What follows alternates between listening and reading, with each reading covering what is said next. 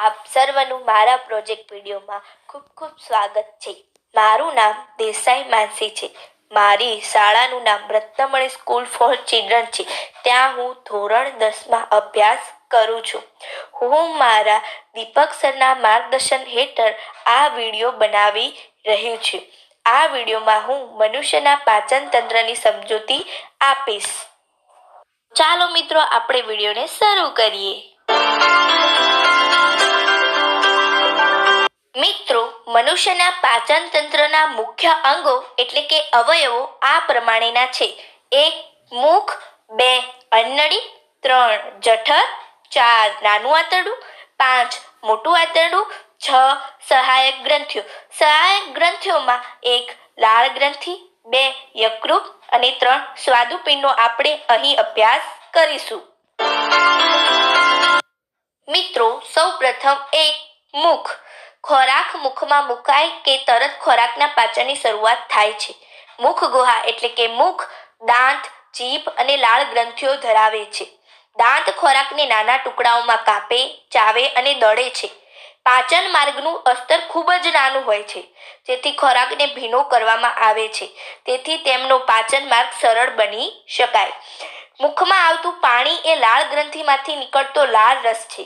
તે ખોરાકને ભીનો કરે છે તથા લાળ રસમાં એમાલેસ નામનો ઉત્સેચક રહેલો હોય છે. આ એમાલેસ ઉત્સેચક સ્ટાર્ચના જટિલ અણુનું સકરામાં ખંડિત કરે છે. નંબર 2. અન્નળી. અહીં આપેલ ફોટામાં તમે અન્નળીને જોઈ શકો છો. પાચન માર્ગના અસ્તરમાં લયબદ્ધ સંકોચન પામીને ખોરાકને આગળ ધકેલી શકે તેવા સ્નાયુ આવેલા હોય છે. આ ક્રમાનુસાર લયબદ્ધ સંકોચન ગતિ સંપૂર્ણ પાચન માર્ગના અસ્તરમાં સર્જાય છે. મુખથી જઠર સુધી ખોરાકને અન્નળી દ્વારા લઈ જવામાં આવે છે. હવે મિત્રો, નંબર 3. જઠર. અહીં આપેલ આકૃતિમાં તમે જઠરને જોઈ શકો છો. જઠર ઉદર પ્રદેશની ડાબી બાજુએ આવેલ મોટું અંગ છે. જઠર ખોરાકના આવતાની સાથે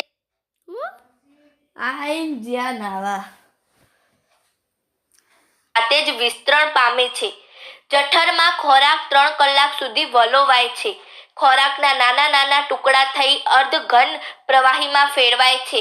જઠરના સ્નાયુમય દિવાલ ખોરાકને અન્ય પાચક રસોની સાથે મિશ્ર કરવામાં મદદરૂપ થાય છે. પાચનનું કાર્ય જઠરની દિવાલમાં આવેલી જઠર ગ્રંથિઓ દ્વારા કરવામાં આવે છે. આ ગ્રંથિઓ હાઇડ્રોક્લોરિક એસિડ, એક પ્રોટીન પાચક ઉત્સેચક પેપ્સિન અને શ્લેષ્મનો સ્ત્રાવ કરે છે. હાઇડ્રોક્લોરિક એસિડ એસિડિક માધ્યમ તૈયાર કરે છે, જે પેપ્સિન ઉત્સેચકની પ્રક્રિયામાં મદદરૂપ થાય છે. આ ઉપરાંત ખોરાક સાથે જઠરમાં દાખલ થયેલા બેક્ટેરિયાનો પણ નાશ કરે છે.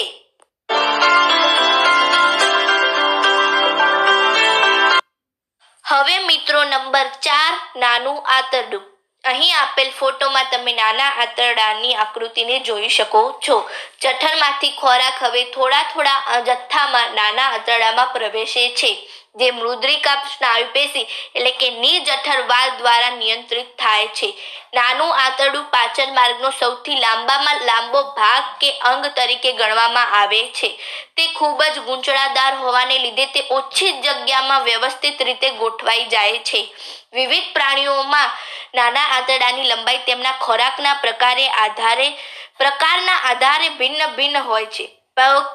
પુખ્ત મનુષ્યોમાં તે લગભગ 6.5 મીટર લાંબુ હોય છે. માંસનું પાચન સરળ હોવાથી વાઘ, સિંહ જેવા પ્રાણીઓના નાનું આંતરડું ટૂંકું હોય છે. નાનું આંતરડું કાર્બોદિત, પ્રોટીન અને ચરબીનું પૂર્ણ પાચન માટેનું સ્થળ છે. આ કાર્ય માટે નાનું આંતરડું યકૃત અને સ્વાદુપિંડમાં સ્ત્રાવિત દ્રવ્યો કે પદાર્થોને મેળવે છે. યકૃતમાંથી સ્ત્રાવિત થતો પિત્તરસ જઠરમાંથી આવતા એસિડિક ખોરાકને આલ્કીય બનાવે છે, જેથી મિત્રો સ્વાદુપિંડના ઉત્સેચકો તેના પર ક્રિયા કરી શકે છે.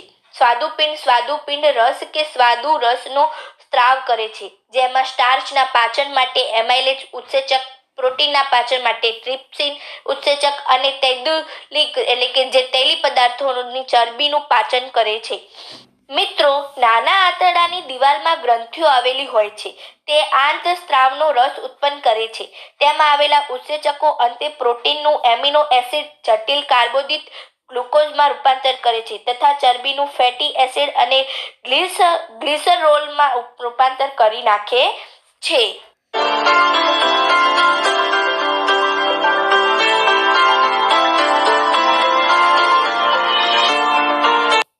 મિત્રો, હવે પાચિત ખોરાકનું આંતરમાર્ગની દિવાલ અભિશોષણ કરી લે છે. નાના આંતરડાના અસ્તરમાં અસંખ્ય આંગળી જેવા પર્વતો હોય છે જેને રસાંકરો તરીકે ઓળખવામાં આવે છે. રસાંકરોમાં રુધિરવાહિનીઓ વધુ માત્રામાં હોય છે જે ખોરાકનું અભિશોષણ કરીને શરીરના પ્રત્યેક કોષો સુધી ખોરાકને પહોંચાડે છે. અહીં પાચિત ખોરાકનો ઉપયોગ ઉર્જા પ્રાપ્ત કરવા માટે થાય છે.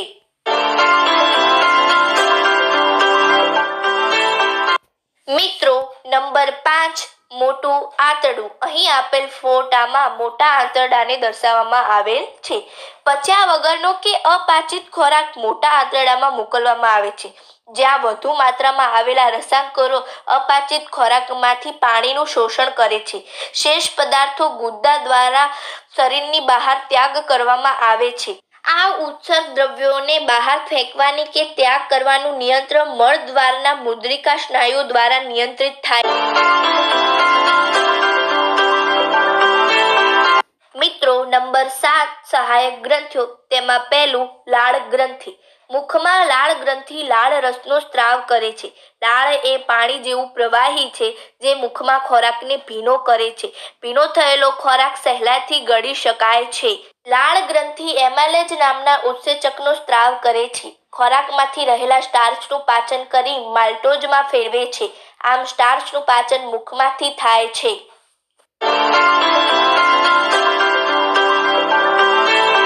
મિત્રો, હવે સ્વાદુપિંડ. સ્વાદુપિંડ સ્વાદુરસનો સ્ત્રાવ કરે છે જે એમાઇલેજ, ગ્લિપ્સિન અને લાઇપેઝ જેવા ઉત્સેચકો ધરાવે છે. મિત્રો, હવે યકૃત. યકૃત પિત્ત રસનો સ્ત્રાવ કરે છે જે લીલાશ પડતા પીળા રંગનું પ્રવાહી છે. સામાન્ય રીતે તેનો સંગ્રહ પિત્તાશયમાં થાય છે. પિત્ત આલ્કાઇન છે તે ક્ષારો ધરાવે છે જે જઠરમાંથી આવતા એસિડિક ખોરાકને આલ્કાઇનમાં ફેરવે છે.